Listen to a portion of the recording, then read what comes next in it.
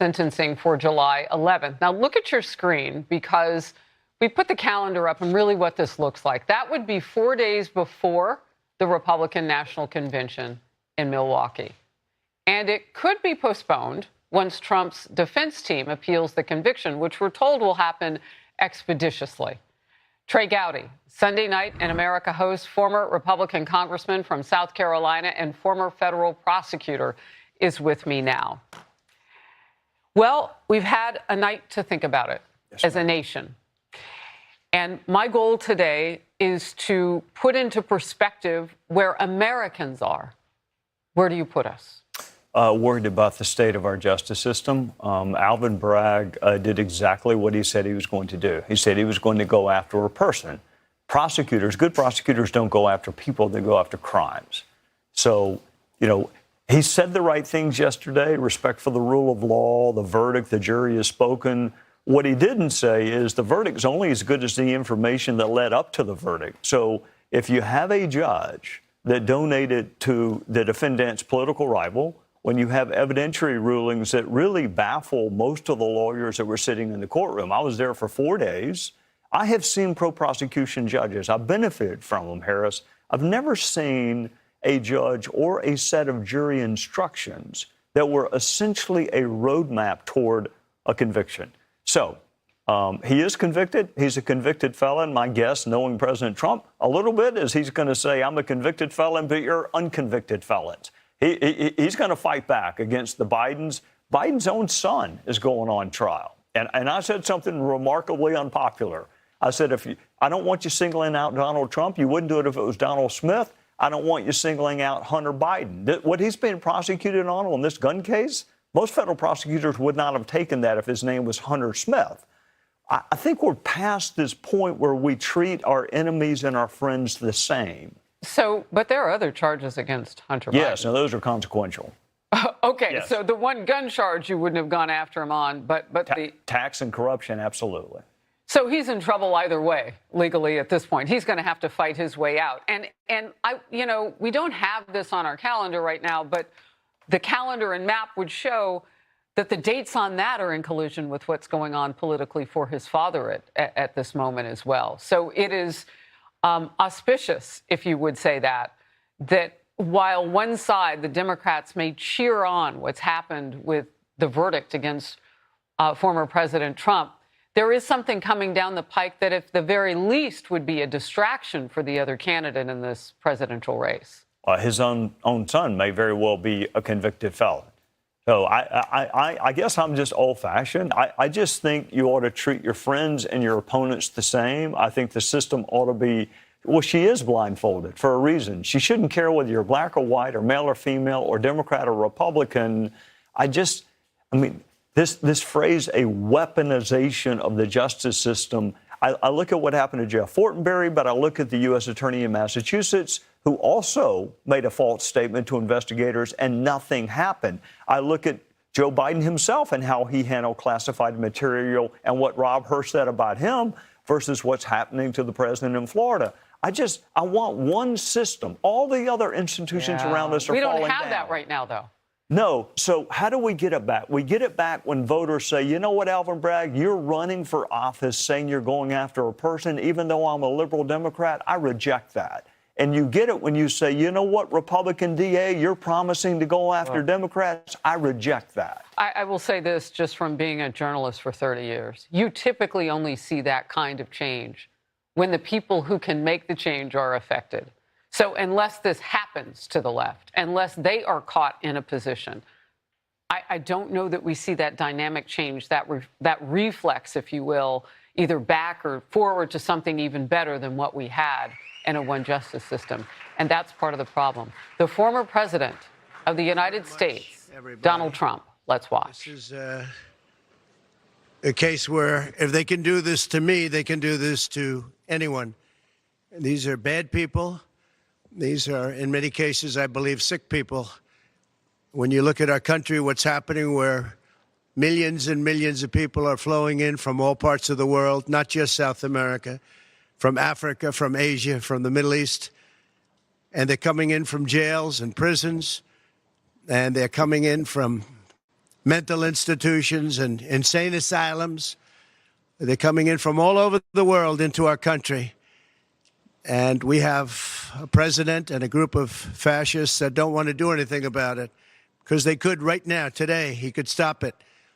But he's not. They're destroying our country. Our country is in very bad shape. And they're very much against me saying these things. They want to raise your taxes by 4 times. They want to stop you from having cars with their ridiculous mandates that make it impossible for you to get a car or afford a car. But make it very possible for China to build all of our cars. It's a very serious problem that we have. We just went through one of many experiences where we had a conflicted judge, highly conflicted. There's never been a more conflicted judge. Now, I'm under a gag order, which nobody's ever been under. No presidential candidate's ever been under a gag order before. I'm under a gag order, nasty gag order, where I've had to pay thousands of dollars in penalties and fines and was threatened with jail. Think of it. I'm the leading candidate. I'm leading Biden by a lot, and I'm leading the Republicans to the point where that's over. So I'm the leading person for president, and I'm under a gag order by a man that can't put 2 sentences together, given by a court, and they are in total conjunction with the White House and the DOJ, just so you understand. This is all done by Biden and his people. And maybe his people more importantly. I don't know if Biden knows too much about it, because I don't know if he knows about anything. But he's nevertheless the president, so we have to use his name. And this is done by Washington, and nobody's ever seen anything like it. So we have a judge who's highly conflicted. You know what the confliction is. Nobody wants to write about it, and I'm not allowed to talk about it. If I do, he said, I get put in jail.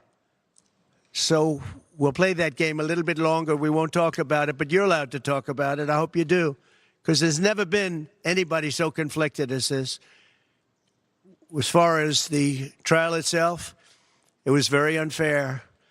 We weren't allowed to use our election expert under any circumstances. You saw what happened to some of the witnesses that were on our side. They were literally crucified by this man who looks like an angel, but he's really a devil. He looks so nice and soft. People say, oh, he seems like such a nice man. No, unless you saw him in action. And you saw that with a certain witness that went through hell. And when we wanted to do things, he wouldn't let us do those things. But when the government wanted something, they got everything. They got everything they wanted. It was a rigged trial. We wanted a venue change where we could have a fair trial. We didn't get it. We wanted a judge change. We wanted a judge that wasn't conflicted. And obviously he didn't do that. Nobody's ever seen anything like it. We had a DA who was a failed DA. Crime is rampant in New York, violent crime. That's what he's really supposed to be looking at. Crime is rampant in New York.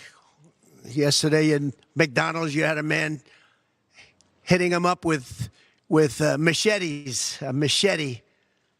Whoever can imagine even a machete being wielded in a store, in a place where they're eating, and he's going rampant. And Bragg is down watching a trial on what they call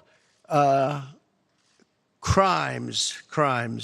They're falsifying business records. That sounds so bad. To me, it sounds very bad. You know, it's only a misdemeanor, but to me, it sounds so bad. When they say falsifying business, that's a bad thing for me. I've never had that before. I'm falsifying. You know what falsifying business records is? In the first degree.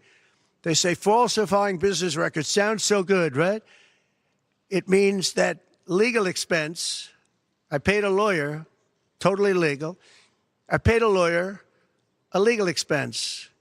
And a bookkeeper, without any knowledge from me, correctly marked it down in the books. A very professional woman, highly respected. She testified. Marked it down in the books as a legal expense. So a legal expense, paid a lawyer, is a legal expense in the books. It's not sheetrock, construction, or any other thing. It's a legal expense. Think of that. This is what the falsification of business records were. And I said, what else are you going to call it? What else are you going to call it? Now, I would have testified. I wanted to testify. The theory is you never testify, because as soon as you testify, anybody, if it were George Washington, don't testify, because they'll get you on something that you said slightly wrong, and then they sue you for perjury. But I didn't care about that. I wanted to. But the judge allowed them to go into everything that I was ever involved in, not this case, everything that I was ever involved in, which is a first. In other words, you could go into every single thing that I ever did. Was he a bad boy here? Was he a bad boy there? And my lawyer said, what do you need to go through? And all you wanted to do is testify simply on this case. Because I would have loved to have testified. To this day, I would have liked to have testified. But you would have said something out of whack, like it was a beautiful sunny day and it was actually raining out. And I very much appreciate the big crowd of people outside. That's incredible what's happening. The level of support has been incredible. So the whole thing is, legal expense was marked down as legal expense. Think of it. This is the crime that I committed, that I'm supposed to go to jail for 187 years for. When you have violent crime all over this city at levels that nobody's ever seen before, where you have businesses leaving, and businesses are leaving because of this, because heads of businesses say, man, we don't want to get involved with that. I could go through the books of any business person in this city, and I could find things that, in theory, I guess, let's indict him, let's destroy his life. But I'm out there, and I don't mind being out there, because I'm doing something for this country, and I'm doing something for our Constitution. It's very important, far beyond me. And this can't be allowed to happen to other presidents. It should never be allowed to happen in the future. But this is far beyond me. This is bigger than Trump. This is bigger than me. This is bigger than my presidency. And the people understand it, because I just see a poll just came out, the Daily Mail. That was the first one, came out, was done last night right after the verdict, where I'm up 6 points. 6 points from what we already were. We were leading fairly substantially. We're up 6 points in the Daily Mail poll. Now, maybe other polls come out and it says something differently. But a lot of people have predicted it, because the public understands, and they understand what's going on. This is a scam. There's a rigged trial. It shouldn't have been in that venue. We shouldn't have had that judge. He should have allowed us to have an election expert. We had the best expert, most respected expert, head of the Federal Elections Commission. He was all set to testify. He was waiting for 2 days.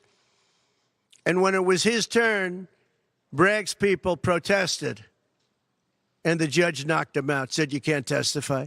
He actually said you can't testify for anything having to do with the trial. You can say what the federal elections is. Well, that doesn't help. Everybody knows that.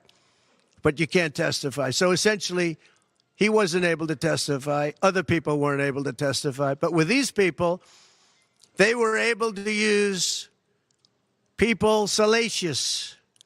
By the way, and nothing ever happened. There was no anything. Nothing ever happened, and they know it. But they were as salacious as they could be, and it had nothing to do with the case, but it had to do with politics. And do you notice the timing? The timing was perfect. This case was dead. It was dropped by every agency, every governmental board. It was dropped by the highly respected Southern District. They said, no, there's no case here. It was dropped by federal election, and that's what it's about. This is about a federal election, not a state election. You're not even allowed to look at it. They took the state and the city, and they went into a federal election. They're not allowed. The people from federal election, Southern District, and Washington dropped the case. Everybody dropped the case. There was no case. Cy Vance dropped the case. And when Bragg came in, he said, this is the most ridiculous case I've ever seen. And who would have a certain person, again, gag order, who would have a certain person like this ever testify? He said, this is essentially one of the worst people I've ever seen ever to testify. He said, the craziest case I've ever seen. This is Bragg. Then when I announced I was running for president, long time later, they decided to revive this case. And they got a judge. Judge Marchand, who was responsible for another case that was also brought. It destroyed the life of a very good man, by the way. Destroyed the life of a very good man who went to prison once, and then they just put him in prison again because they said he lied. He didn't lie. I looked at the statements he made. In fact, he didn't remember something, and they put him in jail. Again, they've destroyed him. With me for many years, he was an honorable person. He was an honest man. And if you look at what he did, supposedly, it never happened. There's never been anything like this. Over the education of his grandchildren. He didn't report that he had a car or 2 cars on his income. I don't know. I wonder how many people here have cars. I wonder how many people said, oh, gee, I have a car that's worth X dollars. How do you even figure it? And I guess you do have to report it, but I would say probably almost nobody does. Nobody even thinks about it.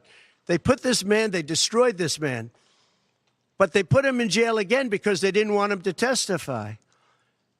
They didn't want him to testify. That's why he went to jail. They put him in jail twice. He's 77 years old.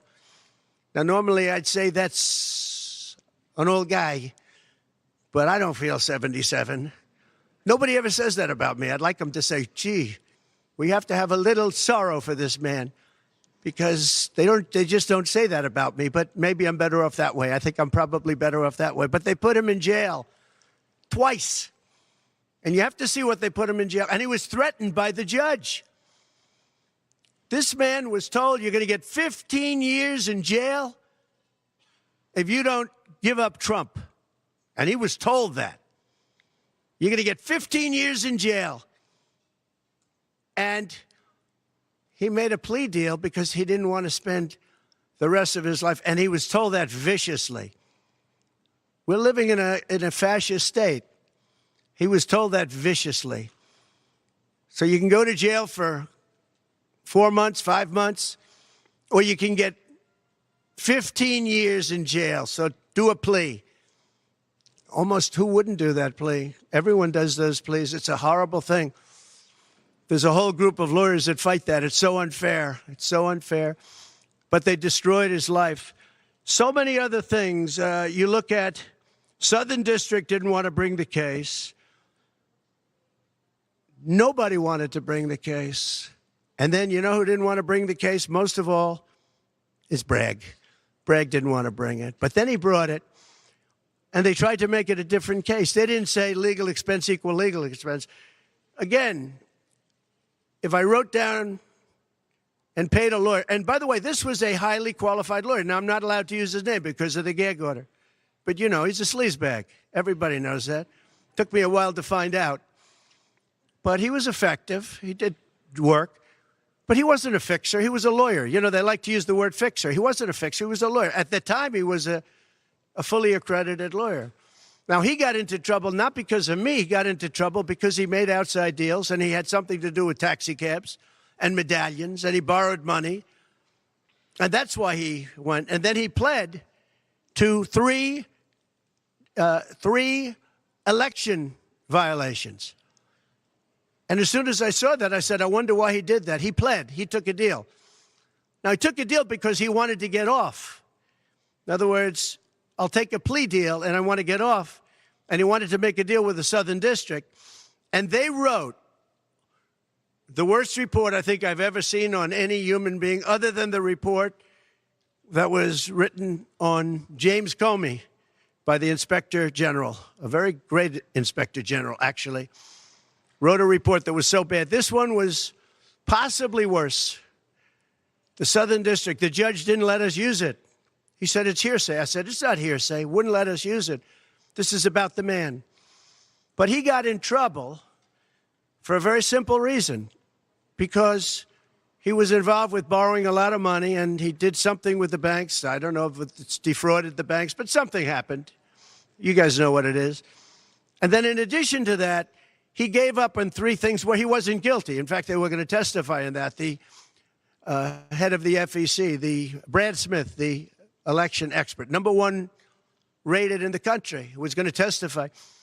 He took a plea on 3 things. He just added them in because that gave him more bargaining power with respect to me.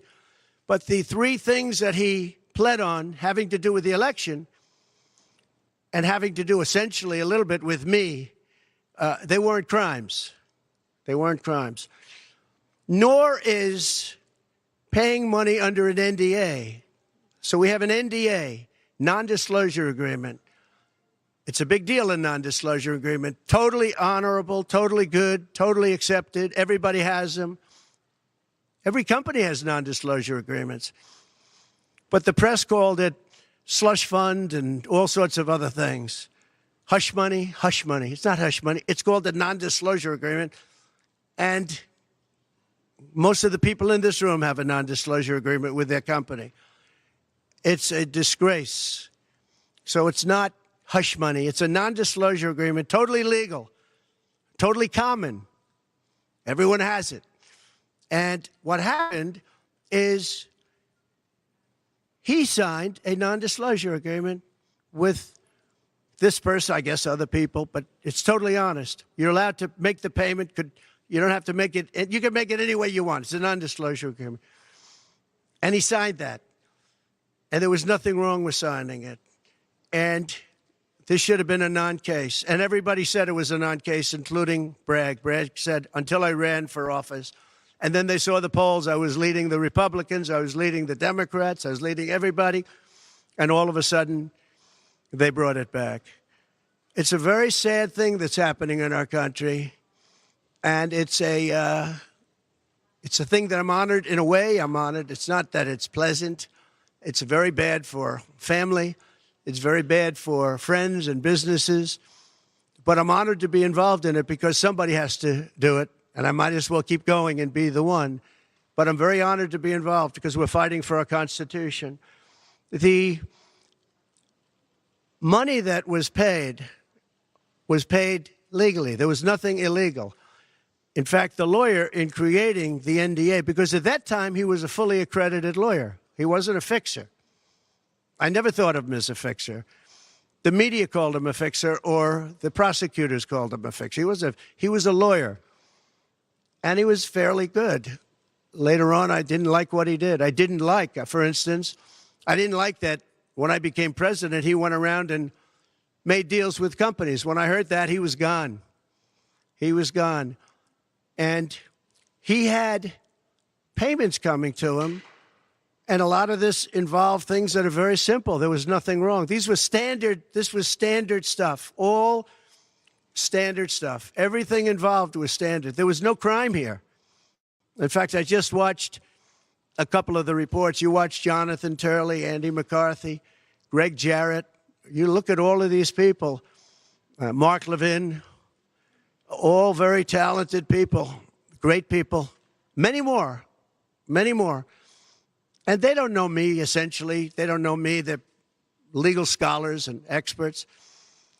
But I look at them. I watched Turley this morning saying, there's no crime here. Everybody says there's no crime here, except for this DA that's got the city out of control with crime. It's absolutely out of control. So we have an NDA that was signed. We have legal expenses. And here's the thing on legal expenses. You have 100 where they say they do a charge. I just recorded this out. Falsification of business records in the first degree. It sounds so bad. I said, wow. And even my own lawyers, I get very upset with them because they don't say what it is. They say, well, falsification of legal records is only a felony. Well, that's a lot. It's only they say a misdemeanor. But they try and bring it up to a felony if there's two crimes. They have all these different things. The other thing is they missed the statute of limitations by a lot because this was very old. They could have brought this 7 years ago instead of bringing it right in the middle of the election. So they missed the statute of limitations. They did everything. Now, let me give you the good news. The good news is last night, we just got a report this morning, in the history of politics, I believe, maybe I'm wrong, somebody will find that I'm wrong, maybe, but I don't think so. They raised with small money donors, meaning like $21, $42, $53, $38, a record $39 million in about a 10-hour period. No, think of that. I like those people.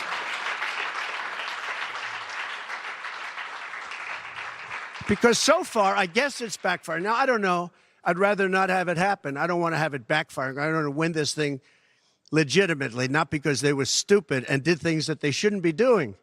They shouldn't have brought this case. They were saying it this morning. This is a case that should not have been brought. I watched Andy McCarthy say this is a case that should not have been brought. And that was this morning. But they all say that. Every legal scholar has said it. And these are great people. They really understand the law. The other thing, a poll just came out. The first poll, I don't know, maybe others will be bad.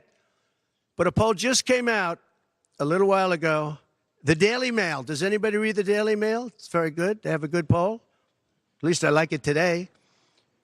And the Daily Mail just came out with a poll, and it has Trump up 6 points in the last 12 hours. 6 points. 6 points since this happened. Who thought this could happen? Because the people of our country know it's a hoax. They know it's a hoax. They get it. You know, they're really smart, and it's really something. So we're going to be appealing this scam. We're going to be appealing it on many different things. He wouldn't allow us to have witnesses. He wouldn't allow us to talk. He wouldn't allow us to do anything. The judge was a tyrant. And you got to see that with Bob Costello, a fine man. I've never seen anything like it, and neither has anybody that was in that courthouse where he demanded that the courthouse be cleared. Now, the good news is most of the people in the courthouse were the media. And anybody that was in the media, if you're fair, you'll say, wow, that was anger. That was crazed. He was crazed. And the reason that Bob Costello acted a little bit upset, which I think he has a right to, was that every question he was being asked was being objected to by the other side and sustained by the judge. Sustained. I think he did it many times. I don't know what the number, many times. Even I was sitting there saying, and these were basic questions. And I never saw anybody treated that way by a judge. And I've been treated very badly by two other judges also, because it's all the same thing. And it all comes out of the White House. Crooked Joe Biden, the worst president in the history of our country. He's the worst president in the history of our country. The most incompetent. He's the dumbest president we've ever had. He's the dumbest president, most incompetent president, and he's the most dishonest president we've ever had. And so many of he's a Manchurian candidate. You take a look at the way he treats China, Russia, so many others. You know, I ended the Russian pipeline. It was dead. He comes in and he approves it. And he gets $3.5 million, meaning $3.5 million is paid to the family, his family, from the mayor of Moscow's wife. And I said, where did that come from? Nobody wants to talk about it. But he's a very big danger to our country. And the only way they think they can win this election is by doing exactly what they're doing right now, win it in the courts because they can't win it at the ballot box. So we're going to show them that we're going to fight. It's actually, I don't know, it's something where I'm wired in such a way that a lot of people would have gone away a long time ago. They would have gone away after impeachment hoax number 1. That was a total hoax. I had great support from the Republican Party, though. Then you had impeachment hoax number 2. And then they formed the committee. How about they formed the committee of thugs, the J6 committee of thugs. And they took their records and they destroyed all of the records after the committee was abandoned because those records were great for us. Now, can you imagine if Republicans did that? Everybody would have been in jail by now. Think of it, the unselect, I call it the unselect, they call it select committee, I call it the unselect committee of thugs. They meet, it's 100% Democrat and 2 past Republicans that are no longer Republicans, that are no longer in business anymore, thank you. But it was all Democrats and 2 wayward Republicans. Liz Cheney, and crying Adam Kinzinger. He cries every time he goes on television. He's the most emotional human being I think I've ever seen. And that was our representatives. These two people were our rep. So they had all this stuff that they're leaking. And then when it came time to look at the records, like where the police said and the Capitol Guard said that I supplied, think of it, that I recommended as many soldiers or National Guard as you want. 10,000. If you had 500, you wouldn't have had a problem. There wouldn't have been a J6. But Nancy Pelosi and the group didn't want it. Anyway, so they have testimony to all of that, that I did not attack the Secret Service agent in the front of a car. You know, these are strong people. And I supposedly went to the driver, and I grabbed him around the neck. And he rebuffed me. And then I went to the other guy, who I think is a black belt in karate. And he's slightly younger than me, maybe 35 years, 40 years, 50 years. And I grabbed him around the neck and said, he's a black belt in karate. They know how to get somebody from around their neck. They would have gone like this, and that would be the end of that. Actually, I had a friend that said, you shouldn't dispute that. That makes you look like the toughest cookie we've ever seen. You should have let that go on. But the fact is, it never happened. It was all made up. And that was proven to be made up. It proved to be a false story. And they deleted and destroyed all of that information, every ounce of it. We're dealing with a corrupt government. We have a corrupt country. Our elections are corrupt. Our borders are open. Our borders are going to be closed very soon. November 5th is going to be the most important day in the history of our country. Now, when I say that, because my people are always saying, do this, because we're fighting for America, DonaldJTrump.com. I hope everybody watching right now, DonaldJTrump.com, because it really makes a difference. They have a lot of money on the other side. I don't know where they get it. Nobody knows where they get it. But for some reason, they get money. But they're not on the side of our country. In many ways, I think they hate our country. Who on earth can want open borders where people are allowed to pour in from countries unknown, from places unknown, from languages that we haven't even heard of? We have people sitting in schools with languages where very few people have ever even heard of these languages. It's not like Spanish or French or Russian. Languages unknown. We have people coming from corners of the globe, and many of them are not good people. Many terrorists, record levels of terrorism, record levels of terrorists have come into our country. Record. They've never seen anything like it. You know, there was a report that in 2019, I don't believe this, by the way, the media gave it, and it was good for me, believe it or not. They said in 2019, there were no terrorists recorded that came into our country. I don't believe that. I don't think that's possible. But 2019 was a Trump year. I don't believe that that could be possible. But they said no terrorists came into our country. So let's say it was close. Let's say it was close.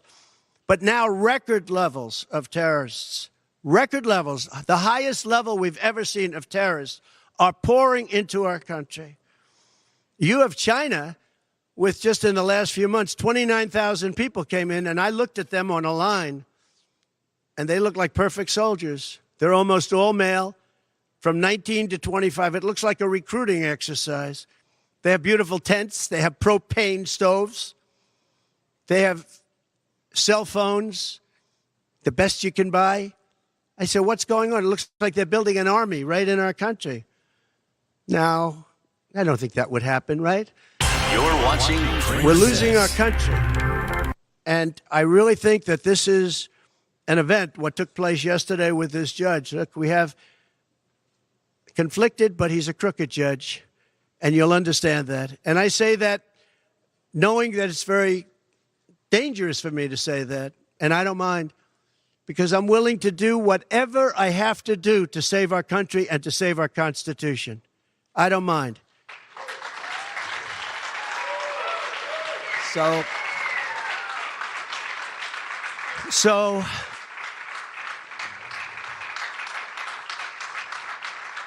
Thank you. So we will continue the fight. We're going to make America great again. Very simple. When people fight MAGA, they say, we're going to fight. I watch Biden. We're going to fight MAGA. We're going to stop MAGA. It's make America great again. That's all it is. MAGA. Make America great again. Our country's in serious trouble. We owe $36 trillion. We were energy independent for the first time ever. And now we're begging Venezuela for oil. One statistic you have to hear. Venezuela was crime-ridden. Caracas, the cities, crime-ridden. 2 years ago, 3 years ago. They just reported a 72% drop in crime in the last year because all of their criminals, most of them, and the rest are coming in now, the ones that didn't come in. In Venezuela, their prisons have been emptied into the United States. Their criminals and drug dealers have been taken out of the cities and brought into the United States. And that's true with many other countries. The Congo has just released a lot of people from jail. Congo, Africa, just released a lot of people from their prisons and jails and brought them into the United States of America. This is what's happening to our country. And it's not sustainable by anyone. Little things like our kids can't have a Little League game anymore because you have tents and you have migrants living on the fields. That's the least of it. People are taking over our luxury hotels, migrants, and yet our veterans, our great veterans, are living on the streets like dogs. They're living on the streets.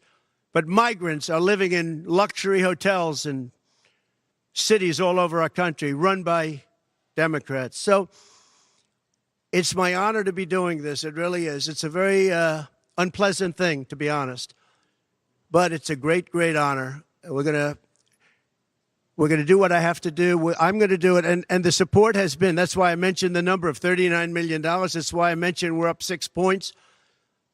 And we went up a lot over the last month because everybody saw it was a rigged deal. It was a rigged trial.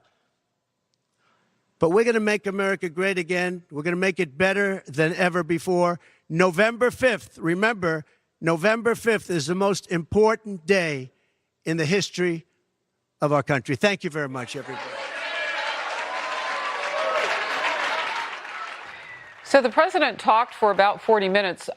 We were expecting the former commander-in-chief, Donald Trump, to take questions. This had been billed as a news conference and that reporters would be at least available. There would be the former president for their questions. So we didn't see that. He did range a lot in topic. He spent a lot of time on the case against him. He did mention the gag order that he's still under, and he was careful at times, very careful to mention that and why he was saying things the way that he was. And there were some names, references to people, but without their names, that sort of thing. But for the most part, you saw him lay out that case. And I want to bring in now Bret Baier, Chief Political and Special Report Anchor. So, Bret, what was really fascinating to me about this very first lengthy time, because New York supporters last night got to see him on the sidewalk for a little bit, but the first lengthy time we got to hear from the former president since that guilty verdict yesterday. What did you make of it? Yeah, Harris, good morning. I think when he first walked out, you're probably going to hear that line a lot. His first line where he said, if it can happen to me, it can happen to you. And focusing then on the key issues that he thinks that this campaign will circle around: illegal immigration, inflation, the economy, energy issues, a push for electric vehicles, problems around the world, saying he wants to fix that, and that's the most important thing. As you said, he went into detail about that case and how he believed it was rigged and a scam, calling it an unconstitutional gag order, saying that the judge at one point calling him a tyrant and making decisions that put his finger on the scale. He pledged that his team will appeal on a number of different fronts and believes that's going to have success. Didn't really get into what he thinks that the guilty verdict will do for his election chances, but he did go into things that he felt were wrong about the judge's decisions. specifically about not or limiting the scope of the testimony from a potential witness, Brad Smith, the FEC expert. He said he wanted to testify. He has said that before, but he didn't, obviously. He said the reason was because the judge had widened the scope of what they could cover and that his lawyers advised him not to testify. It's important to note that he didn't testify. He then kind of talked about the fallout from this. There's only one poll. He cited the Daily Mail poll, but he also pointed to fundraising, record fundraising overnight, 485,000 different donors, $38.4 million. I thought it was interesting that he was appealing to people saying, listen, I'm honored to be in this position. It's not great. It doesn't feel great, but he said he's honored to fight this fight for you, for the country, and for the Constitution. Obviously, his critics come after him about January 6th, and you heard him deal with that as far as the January 6th committee. He said, I'm willing to do whatever I have to do to save our country and save our Constitution. November 5th will be the most important day for our country, and that will be the ultimate determination. Yeah. Harris, I think what you saw in this is an encapsulation of how he's going to deal with this on the campaign trail going forward. Certainly. That this is something, but that what matters to people at home is something different. Let's talk about that campaign trail for just a second. There are a couple of things coming up on the calendar, and I'll ask my team here to pop that calendar back up if they would, just real quickly so people can see this. July 11th is an important day. Look, there's some important days in between, then and now. And of course, June 27th, the first debate between Trump and President Biden, of course, will be critical. But 4 days before a Republican National Convention, and the press will be on. I've got Trey Gowdy with me now. He's on set with me, Brett. And so the team can put him in play as well. But when you look at this, the next important date will be when he can argue, can you move this? Because 4 days later is the Republican National Convention. What does this do potentially for fundraising between now and then? Maybe boost it, Brett. But at some point, there's always a cooling off when big things happen, good and bad. You and I have been in the business long enough to know that. There's that huge reaction right after an event, and then there is sort of this haze of not forgetfulness, but it begins to wear away a little bit. But up until the pinnacle before that Republican National Convention, a lot of cash haul. And then if he's hampered at all by the sentencing day, your thoughts? Well, I just think that the fundraising is going to continue. I think it's definitely going to fire up his base. I think that you've already seen that, and I think you'll continue to see that.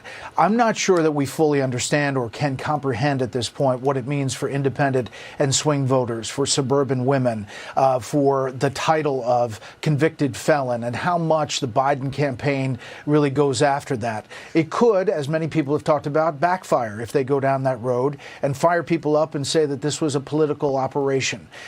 But I think that the distance between the sentencing and the convention is fascinating. And what this judge decides to do, Trey would know better than me, but if there's some way that he is somehow put into jail or put on probation, it would likely happen after the appeals process has run its course, which means after the election.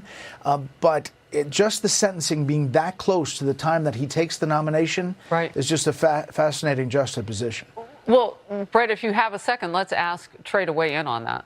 There's never a good time to have a sentencing hearing. That's been my experience in life. You don't ever want to appear in front of a judge. You can make the argument that that the cloud of an in custodial sentence, the threat of going to prison, is what will motivate Trump voters and supporters even more. So if I'm President Trump, I continue to say, look, I'm willing to go to jail to save this country. I highlighted, though, Brett made note of it. He said, I am willing to go to jail to save this country. I want to move the sentencing hearing because I want the threat of jail hanging over the convention, hanging over the election, because I want people knowing that I have been victimized by this system in your stead. That is really interesting. And Brett, what does that do politically for President Biden, who, by the way, we thought we might hear from Biden coming up because he's doing some travel today. And we may. He didn't talk as he was boarding one of the aircraft to take him to where he was going. But there's a potential. Where does this put him? And what happened to the promise that Politico was reporting about, Brett, that, you know, the White House would have the president go out and he'd talk there at the White House? It would be, you know, a big national response to the verdict. And then all of that went away. Reuters reporting, nope, that's not going to happen. Yeah, I think that died away quickly, and I think they realized that the boomerang effect here politically could be a bad thing. We saw a statement from the Biden-Harris campaign yesterday, Harris, that was, you know, pretty pointed, but essentially came to the same point, which was that the ultimate way is for the American voters to decide whether Donald Trump should be in the Oval Office or not. Interestingly, you mentioned Politico. They had Biden aides saying last night that there are 3 reasons that they should be hands off. 1, there's no need to spike the football when it's already dominating coverage on every network. 2, polling suggests the race will turn on other issues, so seizing on the conviction may not be a good thing. And 3, they can always readjust if the conviction somehow turns into a more of an anchor for former President Trump. So I think that you're going to see from the Biden campaign kind of this distance, and let's see how it falls out. If there's a tectonic shift in the polling, you know, you're probably going to see both sides adjust. Oh, interesting. You know, you mentioned the Daily Mail poll that the president referenced for just a moment. That was a quick flash poll. Even the president said it was in the last 12 hours. But our polling here at Fox News, and again, I'm going to ask our team to pop this up, has shown that there really is some immovability right now for voters, that this really didn't make a difference. And we've been talking with them in the long haul leading up until now, and we'll continue that conversation through our Fox News polling. But what that shows is that, I don't know, the term these days is baked in. I don't really know if that's right. But what it is it's calculated per voter based on perhaps what's best in their own interest, like the bad inflation that we have and that's been so stubborn. So there it is. More likely to vote for Trump, 15%. Less likely to vote for Trump, 17%. And this is if he were found guilty. No different, 67%. And that has held over the last few weeks. Brett, before we let you go, I want to get your thoughts on that. You and I are both talking to voters. We're out in the world holding town halls, so on and so forth. Is that kind of consistent with conversations that you've been having with voters from every voting ilk? It is. There is a lot of sense that, does this mean a lot to me? No. There is a warning, though. There's a cautionary tale here. Mark Mellman and others have said voters, when they're polled, are not really good at being put in an alternate reality and predicting how they would feel. In other words, he had a quote that said, you know, a lot of people don't even predict what they're going to have for dinner yet. Because you're asked, what would you feel if this was a guilty? Well, now it's here.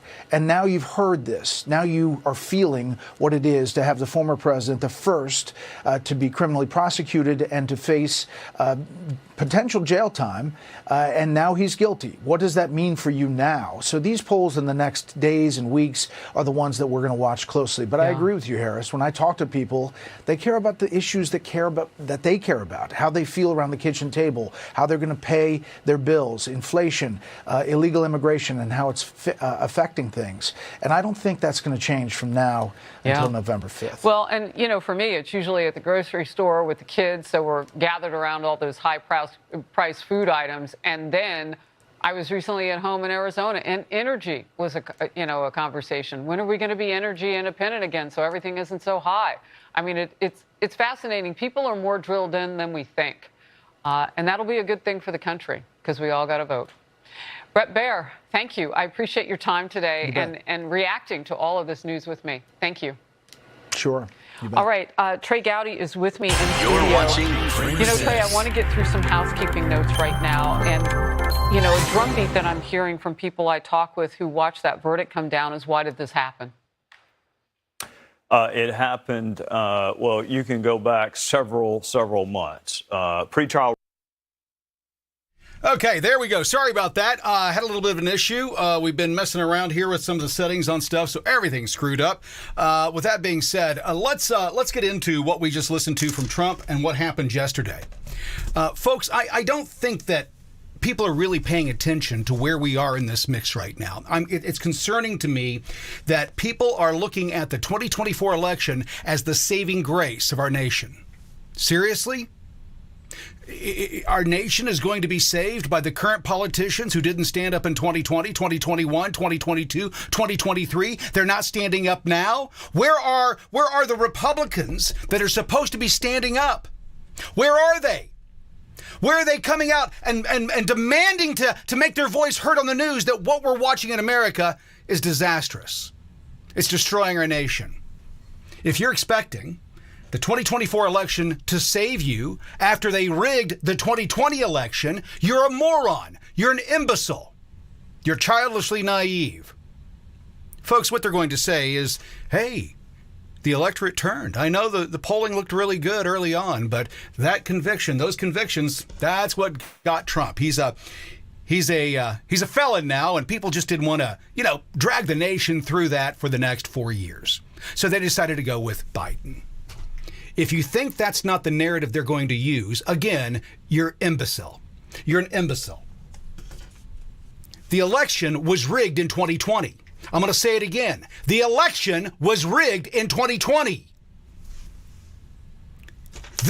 What happened today, is confirmation, what happened yesterday, rather, is confirmation that the election was rigged and stolen. It's confirmation. There's no reason not to allow transparency in our elections. There's no reason for us not to be able to see who voted for who and what happened. But they've told us no, that's a danger to democracy. If you have transparency in the elections, that's a danger to our democracy. Are you a fucking moron? And then I've got this piece here that I want to bring up. I'm going to see if I can get this in here and see if it'll actually work. We were messing around with a bunch of stuff, so I'll see if it works here. Let's see if I can get this up here. Okay, so I've got it up. Let me do this with it. I've got to get the audio turned on real quick. So let me get the audio turned on so you can hear it. But I want you. This is what we have been fighting for. What we've been fighting against. I can't bring it up. Where is it at? Oh, I don't have it turned on. That's why it's not there. There we go. Let me go do that. Is that we can't. There we go. Monitor output. Just Democrats, you should blame. The vast majority of them here. Like I said, we've been messing around with some stuff, so we'll see. He's fucking Let me play this and let me have you listen to it, and then come back and tell me. We'll talk about this. And the phone lines are open. 877-619-3899. If you want to call and be a part of the show, make your voice heard. Stop being so fucking silent. You've got to be a part of the solution. This doesn't stop with Trump. They're going downhill now. Navarro's in jail.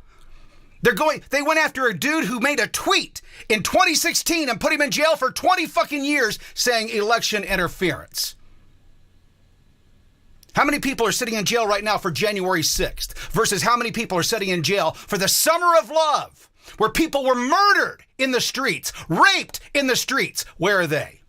Where are all the trials for these people? If you think that the 2024 election is going to save you, again, you're moronic. If they rigged the election before, now they've got the perfect example, the perfect out. Oh, people didn't want to vote for Trump. They didn't feel it was necessary to vote for Trump. They didn't want to go through the next few years of having to deal with all the bullshit with Trump. So they decided to go with Joe. That's what they'll say. That'll be the narrative. And if you're relying on these motherfuckers to come save you, again, you're moronic. Listen. Why are you only issuing subpoenas for documents? Why are you not hauling the FBI director, the CIA director, other key officials and putting them in chairs and questioning them? There's a reason for that. And by the way, it's not just Democrats you should blame. The vast majority of the Russian collusion investigation occurred during the first 2 years of this administration. Who ran the government then? At the time, Republicans controlled both houses of Congress and every single committee by definition. They had the power to expose this hoax and to shut it down, but they did not. It's Lindsey Graham and Mitch McConnell and Richard Burr and so many of the other useless Senate Republicans. Total phonies. They didn't really do anything. Richard Burr, he is calling Don Trump Jr. back. Can you explain why the Republican would want to do that? Gowdy disputes Trump's spy claim. No, I think Gowdy's appearance was disgraceful. According to Gowdy, the FBI ran it by the book, how the Americans would have wanted them to run the investigation. Really? Give me a break. You said I am even more convinced that the FBI did exactly what Americans would want them to do. There was no spy. Have you seen any evidence of that? I have not. I would think you would want the FBI to find out whether or not there was any validity to what those people were saying. The FBI did exactly what my fellow citizens would want them to do. He says the FBI did exactly what we should want them to do. The number one question I get asked from Americans is why no one has gone to jail and been held accountable. We didn't send out a single subpoena, not one. You say that Mueller is a good guy, right? That's been my experience, yes. And you'll do anything necessary to protect him from being interfered with? Absolutely. Well, and it's all been. Where's Director Wray, though? I've got a lot of people yelling at me tonight. He's not doing his job. And you'll do anything necessary to protect him? Absolutely. Somebody that every American should trust, Mr. Mueller. Bob Mueller was an excellent appointment. He will go wherever the facts lead him. He will have great credibility. People want you to move on this, Senator. Are you going to do it? Yeah, but I've told you and I'll tell you again. Total phonies who tell you they're representing you, but don't.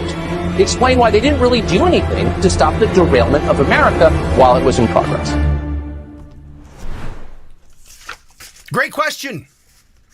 Isn't that a great fucking question? Why didn't they do anything when they had the opportunity? Because they're complicit. They were never Trumpers. You're on with CramerSez Live. What's your name and where are you calling from? You, baby, how are you doing today?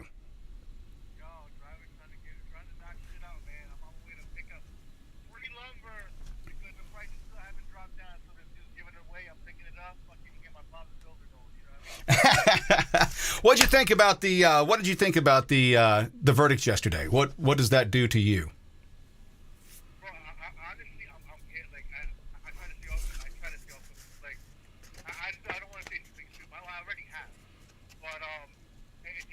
Well, Brooklyn, I've got a problem with this.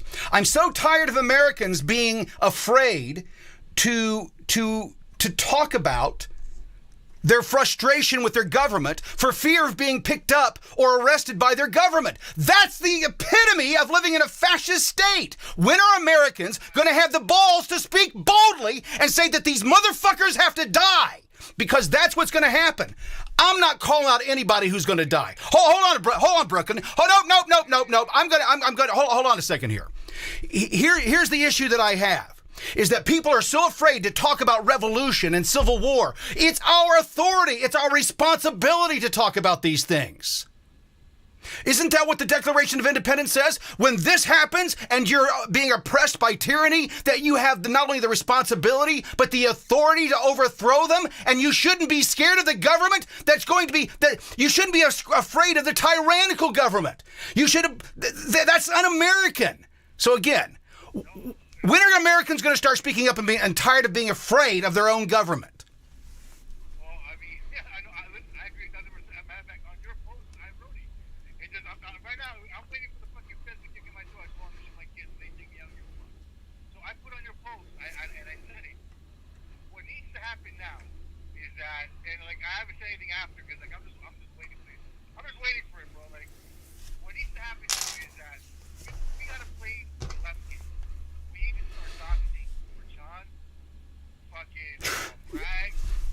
Doxing? Yeah, that's what our founding fathers did, Brooklyn. That's what our founding fathers did. That's what won the Revolutionary War, was doxing people and marching in the streets. That's not what does it.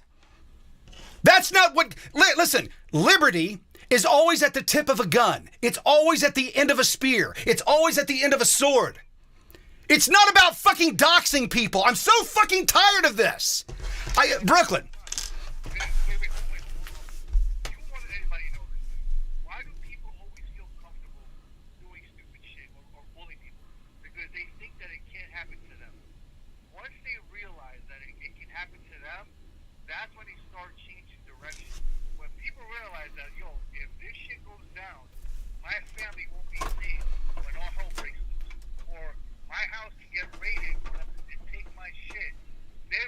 That they're no safer than we are, that's when all this shit's gonna change. Because it's like the blackouts in New York. When all that shit happened, cops, try calling 911 when the blackouts happen. For an overspun, because they were out there taking care of their own family. They knew that they were just as vulnerable as we are. I don't think you understand the big picture here, though. The big picture here, Brooklyn, is this. The big picture is that they've come onto the playground. I'm talking about the left, the socialists, the Marxists, the globalists. They've come onto the playground and said, we're going to fuck with you. What you going to do about it? We're corrupt. What you going to do about it? There's a gentleman the other day that said, well, doxing people ain't going to stop that. People have, we are on the brink of revolution and civil war in this nation because.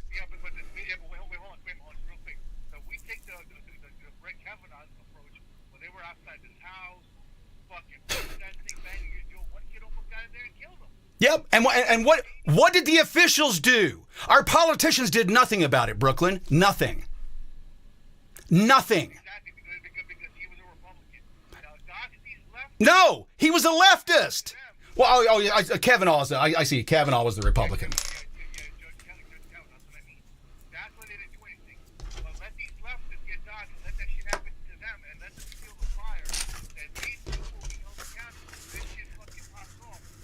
You're.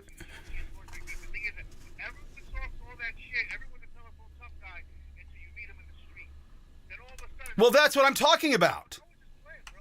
That's what I'm talking about. I'm talking about the fact that we've got to get out of our homes, off of these apps, and into the fucking streets.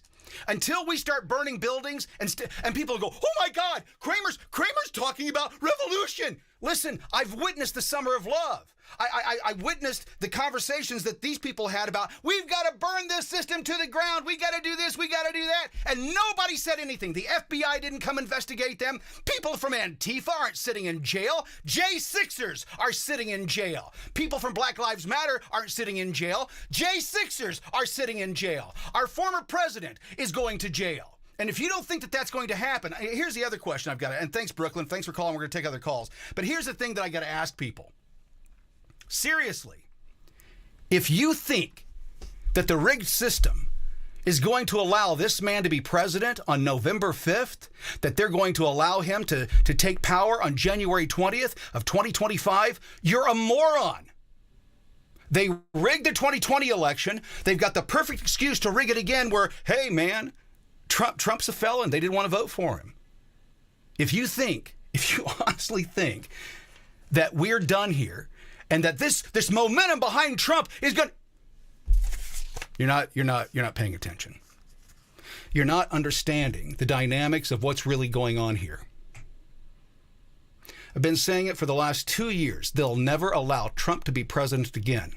They'll either put him in jail or they'll assassinate him. They'll rig the election. They'll claim that Trump's prosecution is what did it. The people decided to finally abandon MAGA. And then you'll wait for another 4 years. Well, maybe we can get another president in the next 4 years. You're a fucking moron. They rigged the election the first time. Now they've got the perfect out. If you honestly believe that Trump is going to be the president in 2025, you might as well go ahead and put a gun to your head and blow your brains out, because that's what they're worth. There is no hope, folks. Trump can raise as much money as he wants. They're never going to allow it to happen. The people that are in power are saying no to this. They're saying, no, it's not going to happen. They know exactly what they're doing. By the way, I want to ask the Q people. Those Q-tards out there, I've always been hesitant about using that term, but no longer. When are you patriotic Americans going to finally realize that you've been duped? When are you going to open your eyes and realize that Q is a psyop? It was to make you sit down and sit back and not do anything. By the way, this room is hotter than shit. I am sweating my balls off. When are you going to realize that it was the psyop that we've been saying it is for the last 2 years? How long does Trump have to sit in jail and rot before you finally realize you were fooled? Well, your cognitive dissonance won't do that. I posted that this morning on Twitter, X. I asked, hey, how long are you guys going to wait before you realize that the Q psyop was exactly what we've been saying it is? How long are you going to sit on the sidelines waiting for somebody to come in and fight for your freedoms harder than you're willing to? It won't happen, folks. It's not there. It was a psyop. It always was. It always will be. Been trying to tell you this for the last 2 years. To get off your asses. Oh, the 2024 election will save us. Trump is going to come in and he's going to save us. Really? Did you see him yesterday at court? Did you see him today in court? Or did you see him today in his press conference? They've taken the air out of the man, folks. He's nearly 80 years old. I'm coming up on 60. And I can tell you, the older I get, the less energy that I have to deal with this bullshit. I have half a mind to say, fuck it all, burn everything down that I own, and just go and live in the fucking woods. That doesn't solve the problem for my kids and my grandkids. So it can't all be about me. It can't be about how comfortable or uncomfortable I am. It's about how uncomfortable we make them. Now, Brooklyn made a good point. We've got to take on the tactics of the left. But folks, if you don't realize that we are on the brink of revolution and civil war in this nation, or the complete reset of our government to a fascist state into socialism, combination thereof, that's what's going to happen. We're already there. Think about it. If our founding fathers came back today and found out that there are 20,000 laws on the books concerning the Second Amendment, they would fucking go to war. They went to war over a 3-cent tax. They went to war over a 3-cent tax. I'm going to say it again. They went to war over a 3-cent tax. Oh, well, Kramer, it's a little bit more convoluted than that. It's not just that. That was the straw that broke the camel's back. The Boston Massacre, another straw that broke the camel's back. You see, folks, what they were fighting for and why the Constitution is written the way that it is because they were trying to alleviate the problems that they'd just gone through. Where the state could come in and tell you what to do with your property. Where the state could come into your home without warrant and do whatever the fuck they want. What is a secret warrant that you have no access to? What's the difference between that and what was happening back in 1775? There's no difference between a FISA warrant and what the British Crown was doing back in 1770s. Nothing. Nothing whatsoever. And what you have to realize is there is no difference. What's the difference between a parliament that will not listen to the people of 1775 or a Congress that will not listen to the people of 2024? I mean, think about this. We've got agencies that are telling you what kind of fuel you can use in your home to cook and heat your home. Again, our founding fathers would be going to war. But you sit back. Maybe Alex Jones is right. Maybe they put the too much chemicals in the water over the last 50 years and it's effeminized all you men. Because our founding fathers would have gone to war. You're going to sit back and wait for somebody else to do it for you. And by the way, for the Q people, if you follow me, please unfollow me. I'm done with it. Oh, I saw it. I've got to go back to it. You'll love this. I'm on Twitter. I got to go back to this. This tweet this morning. I'm going to tell you, this is the cognitive dissonance of the right. It is no different than that of the left. Here are some of the responses from the, here's the post that I made. Hey, Q-tards, hashtag Q-tards. How long does Trump have to serve in prison before you realize you've been duped? Q has always been a psyop. And what I get is, you'll find out, right? Calm before the storm. Really? It's been calm? Tell that to the people killed on the southern border. Tell that to the people who've died by fentanyl poisoning. Tell that to the people that are being indicted for tweets they made in 2016. Tell that to Peter Navarro. Tell that to Donald Trump. Tell that to anybody else who's been indicted by the J6 committee. Tell them that it's all going to work out. This is just the calm before the storm. Their lives have been destroyed. Business has been destroyed. And you think it's going to get better. You think that there's going to be a magic group of people wearing white hats that come out and save you. Where have they been? How much longer do you have to wait before you realize you've been duped? And by the way, you guys are most likely the ones to stand first. Yep. Those of you who believe in Q, it's a great program. I understand how it works. It's based on religion. Have faith. Don't look into things too deeply. Don't do that. Let us do that. You just have faith and trust in the plan. I have yet to see a plan. How about you? The comment here was, Trump, you'll find out. The calm before the storm. And they put up the video of where Trump says, you'll find out. The calm before the storm. And then my comment was, that was 5 years ago. That was 5 years ago. Where are they today? Where's Q today? I love when later Kramer, hate to say it, brother Kramer, but I believe you may be right. Finally. I'm seeing the light. Good morning. Why did Trump always draw the Q in so many speeches? He wasn't drawing a Q. He was pointing at people like, I got you. There is no Q, folks. There is none. The military isn't under Trump's control. If that were the case, we wouldn't have withdrawn out of Afghanistan and left all that material behind that got sold to the Palestinians that they used against the Israelis on October 7th. Israelis on October 7th.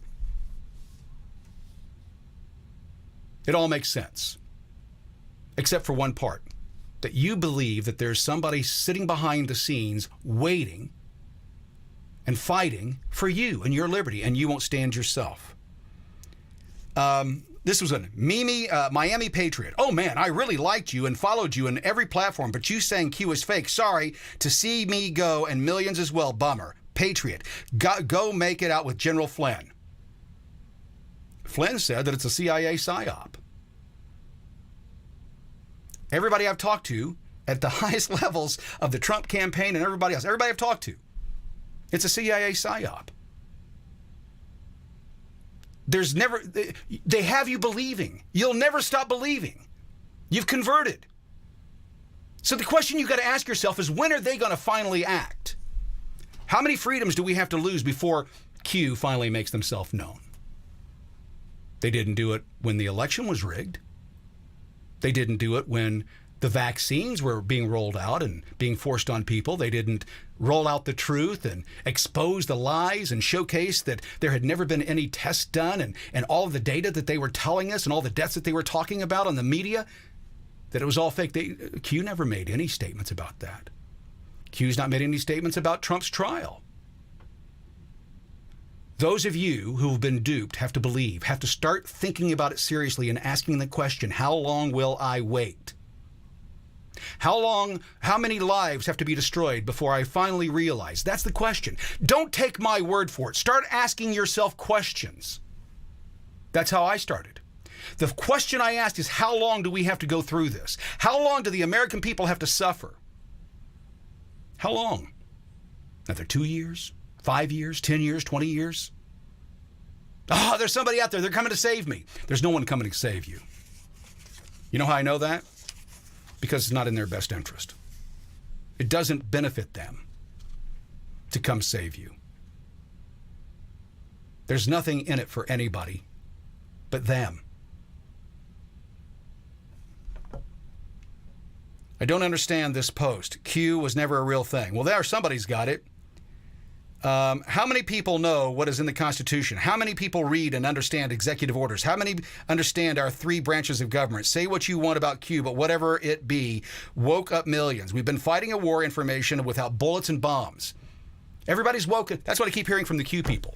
They won't answer the question of how long will you wait. They won't discuss that. They want to give the marketing taglines from the Q psyop.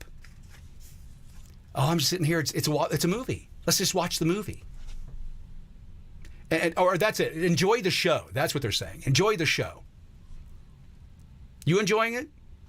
Got your popcorn? It's beyond funny anymore, folks. We're in dangerous territory. We are at a constitutional crisis moment. This has never happened in our nation before. And we'll be told that, well, there's never been a criminal like Trump before in the presidents. He shouldn't have done what he did. When the judge says, hey guys, you don't all have to agree on this. That's the foundation of our system. You have to agree on it. The 12 jurors have to agree. Except for this case. And by the way, you can't talk about it. We're going to gag everybody that has anything negative to say about what we're doing because we fear them. You know what they fear? Transparency. That's what they fear. No different than that of the 2020 election. That's why we can't talk about it on social media. But I don't give a shit. It's just a social media account. You see, what's more important to me is the truth and transparency. I talked to a buddy of mine last night that is a Republican. I won't call him a conservative. I'll call him a Republican because he's an establishment guy. I like him. He's a great guy. But when I said last night that the 2020 election was rigged, it was stolen, he says, oh, you believe all that wacko stuff. I said, explain to me one question. I just got one question. 6 states, 6 independent states stopped counting all at the same time. Arizona's elections have nothing to do with Georgia's. Georgia's have nothing to do with Wisconsin. Wisconsin has nothing to do with Arizona. Arizona has nothing to do with Pennsylvania. Why did they all stop counting at the exact same time? Within an hour, they were all done. All of them decided, first time in history, we're going to stop counting at this point because they had to catch up, folks. If you have nothing to hide, there's no reason that we can't have a conversation. There's no reason that we can't talk about these things. There's no reason that I shouldn't be able to get access. We FOIA'd information from the state of Indiana 2 years ago. Still haven't seen it.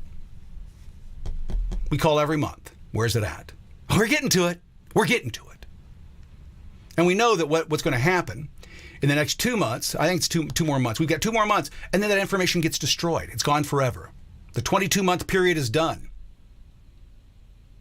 Those are our officials. Those are Republicans, by the way, in the state of Indiana. That's who we're asking for the information from. I'll give you another story here. Let me do that right if we come back. We'll do that right if we come back. Let me remind you, phone lines are open, 877-619-3899. Call in and we'll get you on the air.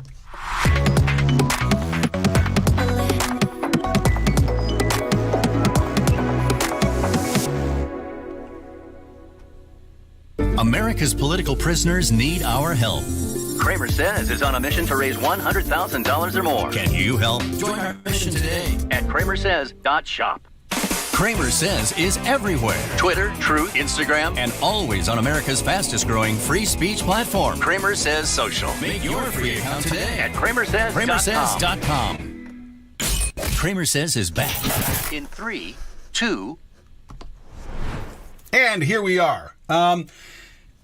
Folks, we did a project with Gateway Pundit, and let me tell you, this is about corruption, and I'm going to talk about corruption in the state of Indiana.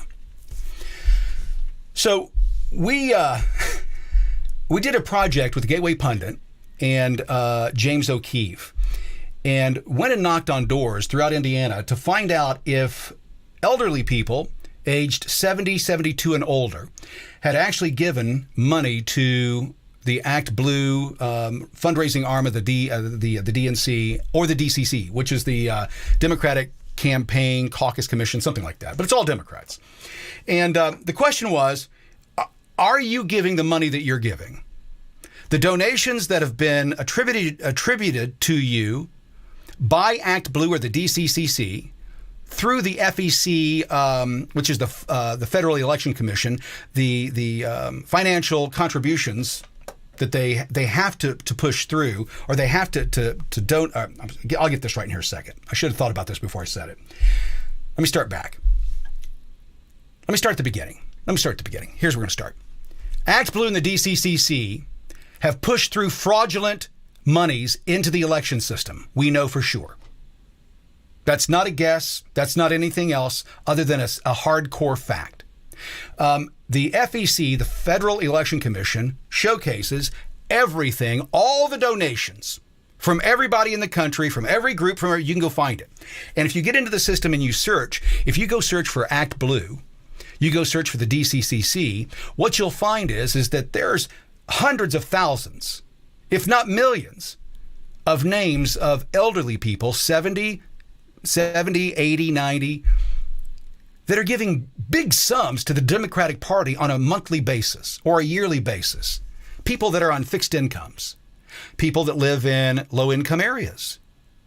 It was hard for me to believe that a lady living in a house that may be $100,000, worth $100,000, was giving $40,000 a year to the DNC or to the Act Blue group. It was a little hard for me to understand that. So guess what we did? We went and knocked on these people's doors.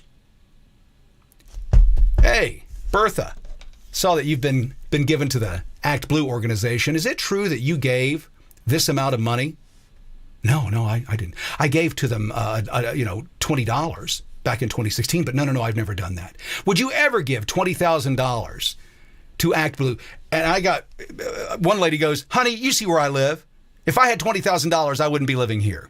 But what we found is not just one, not just two, but hundreds of them. Every door that we knocked on, we found out that Act Blue and the DCCC is illegally attributing donations to these elderly people. And nobody has any idea what's going on because you don't go look to see if somebody's donated in your name. That's the trick. So we take this information. This is the state of Indiana. Take this into information to Diego Morales. He's the Secretary of State. He handles elections. He goes, well, this isn't really my area of control. He says, you got to go talk to the Attorney General. So we go talk to the Attorney General, Todd Rokita. And he says, well, you got to deal with Diego Morales. We've already been there. He said to come to see you. So we sent them all the information, gave them all of the evidence that we had, all of the people saying, no, I didn't do this. No, this didn't happen. We showcased everything. We showcased the names on the list where they could go find themselves, where they could have an investigator go knock on these doors themselves. Don't take my word for it, Todd Rokita. And what did Todd Rokita say? You got to go to the FEC about this. Well, the FEC's the problem. That's where it all started. That's the thing I'm talking about, people. They're all corrupt. Diego Morales, Republican, doesn't want to get to the bottom of anything, doesn't want to rock the boat, doesn't want to mess with the status quo. Todd Rokita, who's currently running right now, by the way, for the AG position in the state of Indiana, and he should not get it. It should not go to him. I hope to God that our caucus picks somebody else other than Todd Rokita, because he will not get to the bottom of the crimes in the state of Indiana. Why? Well, because it might showcase that there are Republicans doing it too. There are. Not to the extent that the Democrats are doing it. It's about 99-1. But the Republicans have figured it out too, that there's no way that anybody can come get them. Or that nobody will, like in the case of Todd Rokita and Diego Morales. Now, if those two men are corrupt enough not to want to look into this, not even to want to see what's going on, to ensure that no rules are being broken, if they won't look into it, folks, if they won't even dive into it for a moment, then you know where we are. These are men and women that we've elected that we think are going to go in and uphold the law. But do they? They don't. So let me ask you this. In the 1770s, our founding fathers went to Parliament. Ben Franklin, Tom Jefferson, Washington, all of them, and said, hey guys, we just want the same liberties and freedoms that our English compatriots have in London. We don't want to have special rules and special laws and special taxes on us here in the States. And what did Parliament do? What did the King's government do? Said, fuck off. We've got this handled. You guys don't understand the big picture here. It's no different than today. Our politicians think we're morons. They've got a bigger image. They've got people that they don't want to rock the boat with. So the right and wrong doesn't matter anymore. That's what corruption does. That's where we are. Most nations only last about 250 years. We're at 248. If you think that this election is going to save us, you got to be smoking pot. For the last 2 years, or last 4 years, people have been screaming the 2020 election was rigged, it was stolen. And you don't think they'll do it again? You think this time they'll be honest? They've got an out, folks. They created an out. Trump is a convicted felon. There's no way people voted for him. And now they can make it a blowout for Joe and use that as an excuse. Doesn't matter what the polling is. Doesn't matter how you voted. Doesn't matter what you believe. And what do you think another 4 years of Joe Biden is going to do to this nation? You think it's going to make it better? You think it's going to get better? Like Brooklyn called in and said, I think people are so far behind. I think his heart's in the right place, but he's not understanding. We are past doxing people. We are in the arena of where people die. How do I know? It's already happening. The government kills whoever they want. The old man in the wheelchair, FBI blows in through his house and kills him in his wheelchair. Airman opens his door to a cop. Cop is at the wrong address, banging on his door like a fucking criminal. Hey, it's the police out here. Well, criminals use that as a ruse to get you to the door, to open the door. Hey, we're the police out here. Come out and open. Airman opens the door with a gun in his hand. The cop doesn't even give him a chance to drop it. Says gun, gun, gun, and fires on him, kills him. That's our government. Waco. You think your government's good? Waco agreed. In Waco, the FBI burned men, women, and children alive because they had some guns. At Ruby Ridge, killed a young boy and a mother. Don't care, folks. They do not care. So the message that you have to take away with you and you have to ask yourself is, what is your red line? How much farther does this have to go in our nation? And what are you willing to do? Well, Kramer, I don't know if I want to say that out loud. If you don't start saying it, folks, it won't materialize. You see, our founding fathers, when they wrote the Declaration of Independence, they were writing a death warrant. They knew that they were no longer going to be free men. They knew that if they lost in their cause, that they would be hung or worse. And if you don't realize how close we are to the exact same situation in this nation, when you are told that you don't have the right to speak freely, that you don't have the right to make a joke now gets you 20 years in prison. That's what happened to, I cannot remember this guy's name. It wasn't Ricky Vaughn. Was it Ricky Vaughn? Maybe it was Ricky Vaughn. The guy who was Ricky Vaughn on X or Twitter back in the 2016 election wrote a joke that said that the election was going to be the day after. Hey, Democrats, don't forget to register election day on this date. It was a joke. And for that, he's spending 20 years in prison for election interference. Meanwhile, Alvin Bragg just brought a case against the candidate most likely to win this fall. They've now convicted him in a kangaroo court. And you think the election is going to be fair? Get the fuck out of here. Kramer Says. We'll be right back after these messages. Kramer Says is everywhere. Twitter, Truth, Instagram, and always on America's fastest growing free speech platform. Kramer Says Social. Make your free account today at CramerSez.com.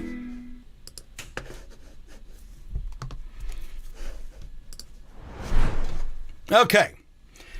So what do we do next? What's the answer? What's the solution? I'll be clear with you. The solution is easy. You've got to grow some fucking balls, America. I can't be the only one, and Steve Bannon can't be the only one. Charlie Kirk and others can't be the only ones that keep saying the exact same thing over and over and over again. We cannot be we cannot be the canaries in the coal mine forever, because they're going to start picking us off. I can guarantee you that once this next election is over, anybody who was on the grounds on January 6th will be picked up immediately. Why? Well, because we were the ones willing to be the tip of the spear. We went when no one else would. That's what'll happen. Because they've got to take the people most willing to fight tyranny and oppression out of the mix. Think about that. You no longer have the right in this country to protest your government unless you're on the left. You can burn cities, you can kill people, you can even rape people in the alleys. It doesn't matter.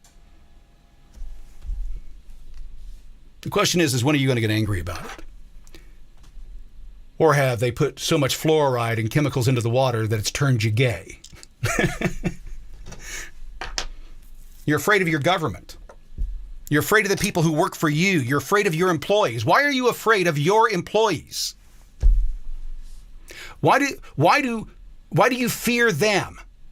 We have the authority to replace them. They won't like it. By the way, it is hotter than shit in the studio. I wish they had gotten this fixed. Man, hot, hot, hot. So why are you afraid of your government? It's yours. It doesn't belong to them. This country does not belong to the Republicans. It doesn't belong to the Democrats. It doesn't belong to the elite. It belongs to you and me. Us. We tell them what to do. If you honestly believe that, if you honestly believe that these rights are yours, that they're God-given, and if you don't believe in God, then the universe gave them to you. If you believe that these rights are inherent to you, you're the only one that can defend them. I can't defend your rights. You have to stand up for them. But what you can do is join your fellow neighbor and do what happened on January 6th, but on a national basis. If you're tired of where we're going, it doesn't fix itself. Folks, the machine, the politics that we have in place right now, where were they during 2020? Where were they in 2019? Where were they when they were coming after Trump? Where were the Republicans? Lindsey Graham. By the way, I don't know if you know, he's gay. Everybody in politics knows it. He's a flaming queen. That's where he's captured, because no one wants to put that out there. I've been working in politics almost 20 years. Lindsey Graham is gay as all get out. That's where he's captured. Because here's what happens. Everybody knows in politics. So the reason that Lindsey Graham doesn't speak out is because he doesn't want his partners to be outed, because that's what they threaten to do. Outing him doesn't do anything, but going after his partners does. Going after his lovers does. He doesn't want his love life destroyed, so he keeps his mouth shut. What he does is he goes on to Sean Hannity on a regular basis and says the exact same thing. What does he say? They're really coming after me, Sean. I'm going to need the support of the people to beat, and I'm going to do this committee, and I'm going to do this committee, and we're going to do this, and we're going to do this. We're going to start this investigation. And then poof, as soon as he gets elected, it all stops. You forget about it. You move on. You've got things in your life. But Lindsey Graham continues to do what he does. He can be swayed because somebody will come in and go, well, I can just out you. So he goes to them. What did he say about Mueller? Mueller's a great man. What do you say about Joe Biden? Joe Biden's one of the greatest men, one of the most kind men you'll ever meet. He's captured, folks. Tim Burchett says that up to 90% of our politicians are captured in one way or another. Eli Crane has a girlfriend. Not Eli Crane, I'm sorry. I always do that. What's his name? What's the guy with the patch? It's not Crane, not Eli Crane. Sorry about that, Eli. What is his name? Oh, God. I forgot it. Eye patched it, dude. Not Crane. I can't remember. It's escaping me right now. But he's got a girlfriend. They busted him with a girlfriend. These are not secrets, folks. If you're in the inside loop, you know what's going on. That's why when I come to you and I tell you these things, I'm telling you to inform you, to believe that what I'm here telling you isn't for me. It's for us. It's for we the people. And at some point, you've got to open your eyes and realize these motherfuckers are not going to do what's in your best interest. They're only going to act in their own best interest. Do you know how I know that? Because I always act in my own best interest first. Unless I see a car on fire or somebody burning inside or a house on fire, I'm going to do what's best for me. If I see somebody burning in a car and I think I've got the opportunity to get them out, I'm going to do everything I can. If there's a house burning, which that's happened in my life. I was going home one night. I was working late at a radio station in Indianapolis and coming home. And at about 2 o'clock in the morning, went past the whole sky was lit up. And I pull in and the city is sleepy. And Crenshaw, that's the name. Thank you so much there, Gem. Gem 5.56. Thank you so much. It was Crenshaw that's got the little girlfriend. See the house on fire? I told the guy I was on the phone with, I said, do me a favor, call 911. I gave him the cross streets and I said, tell them that there's a fire at this address. I'm going to see if I can get anybody awake. And I go knocking on the doors, banging on the doors. Nobody's coming to the door. And finally, I throw the lawn chair through the front window. That gets everybody going. They come out the back of the house, and 20 minutes later, that whole house was burned down, completely gone. Now, there is a funny story about it. Not that what happened was funny, but it was the most surreal moment in my entire life. The dude that came out of the house first, he's hacking and coughing, and he gets on the phone with his mom, and he says, Mom, it happened again. I burnt the house again. That was the first thing. I was like, what the fuck? And then there was this chick that came out from across the street, and she's wearing a basketball jersey. And you could see everything. If you looked at her from the side, she was quite endowed on the top level, and you could see everything. And there's this guy, he's just egging me like this, and this house is burning down, and this guy's like, hey, look at her titties. Look over here, look over here. It was surreal. But my willingness to put myself in danger, potentially, to alert people that their house is on fire, is what humans do for other humans. And today what I'm doing is I'm telling you that our nation's on fire. And that if you don't wake up to it, you're going to burn alive on the inside, never knowing that you could have freed yourself. And how do you free yourself? The first thing you do is you start using your rights. I think it's interesting that our Second Amendment, the only one that says don't fuck with this one, has the most laws on it. The First Amendment doesn't have laws, doesn't have 20,000 laws concerning it. Second Amendment does. The one that says don't fuck with this, don't infringe it. First Amendment doesn't. Third, fourth, fifth, none of them. 20,000 laws on the books for the one amendment that says don't fuck with this one. Why? Because your ability to protect yourself, to be defensive and offensive, scares the shit out of them. That's why the insurrection wasn't an insurrection, because it wasn't armed. If it had been an insurrection, it would have been armed. It's called an armed insurrection. Unarmed insurrections are called protest. You got to get out of the fucking matrix. I know that phrase has been used a lot, but you've got to get out. If you think that if you want your kids to have any type of future, if you want your grandchildren to have any type of future, you've got to be willing to lose yours today. You've got to be willing to give your freedom up today. Right now, this moment. Because November 5th is going to be a whack job. Trump will not be president. I'm predicting it now. He'll never be president. They'll either kill him or jail him first. He will not be president ever again. Regardless of what the polls say and what you believe, it's not going to happen. Q is not going to come save us. Nobody's going to come save us. Just like nobody was coming to save our founding fathers. Folks, we are a country built with a rich heritage of revolution, telling the people to go fuck themselves. When I hear people say, well, Kramer, I really don't want to do that. I like my job and I like my house. Folks, that's already lost. It's like going to war. You have to assume that you're already dead. You can't go into battle fighting and fear being killed all the time. You've got to assume that you're already a dead man. Well, I died in 2016 twice. Twice I died in 2016. Of a heart attack the first time, and then I coded on the table. Luckily, they brought me back both times. I've realized that I can die like that. It doesn't matter. I can wake up dead. It doesn't matter. I'm already dead. So I might as well fight for the life that I fucking have. And if you're not willing to do that, you're not the American that you think you are. It's never going to happen. Ever. Don't you realize that our founding fathers, when they signed their name on that Declaration of Independence, it was a death warrant? That they had no other place to go. They had said, I don't want to be ruled by a king anymore. When are you going to do that about being ruled by fascists? Because that's where we are. We live in a fascist state, a fascist nation. Democrat, fascist. You get to vote for the fascist that's going to reign over you. And then they rig the elections, so it doesn't really matter.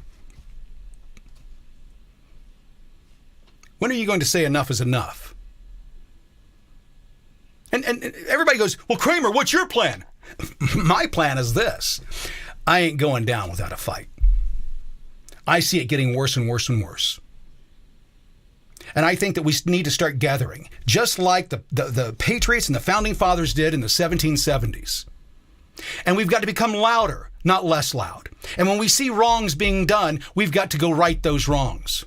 As citizens, the police do not have the authority over us. If they try to go over us, it's called color of law.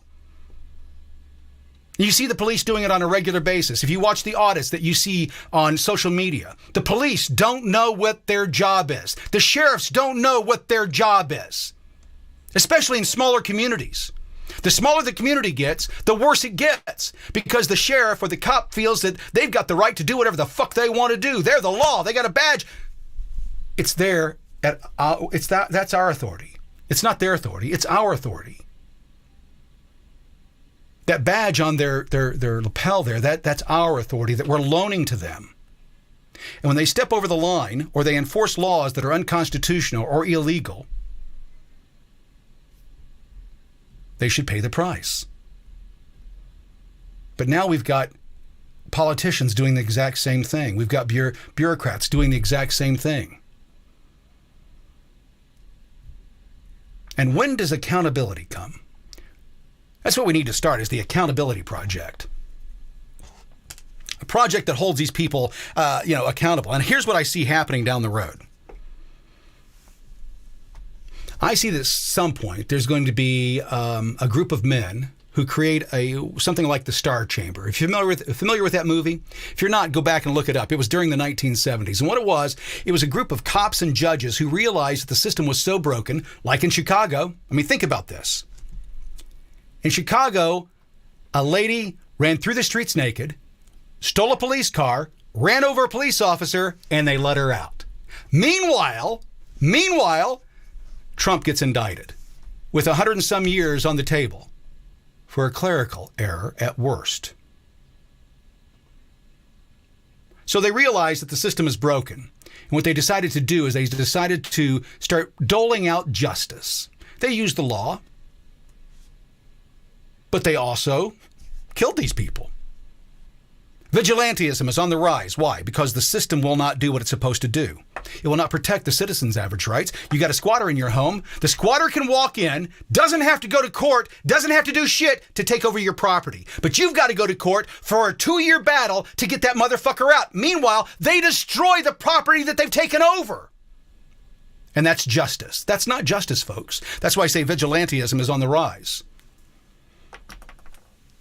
There's going to be people that go in and, first of all, they're going to figure out different ways to deal with these squatters, and then they're going to kill them. It's going to happen, folks. I'm predicting things. Well, this is broken. I'm predicting things based on history, based on what's already happened before. This isn't new. Look at what happened in the Wild Wild West. Are you familiar with the stories of the Wild Wild West? I'm not talking about the gunslingers. I'm talking about the violence and the crime that happened, unchecked, because there was no law. So you could do whatever you wanted. We're right back to it. When the system does not hold people accountable, but uses the law against their enemies, we're at the end. And if you think that Donald Trump is going to win in 2024, you're moronic.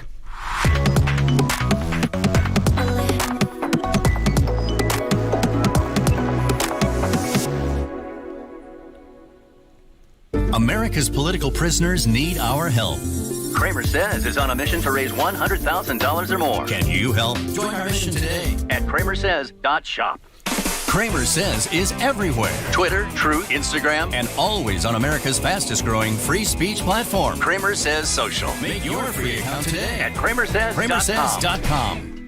CramerSez is back. Here we go. Yeah, everything's messed up today. I can't hear. My headphones went out. So let's wrap this up. If you believe that America is in a better place today than it was yesterday, you're not looking at the picture in the right way. The injustice that was just created to take a misdemeanor and turn it into a felony, it's never happened before. The left and the right are saying the exact same thing. Folks, this is dangerous.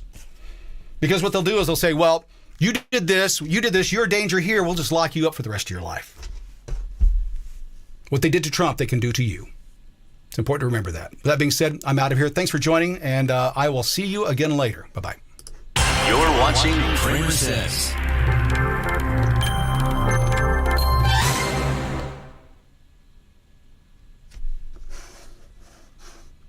Oh, we're still here.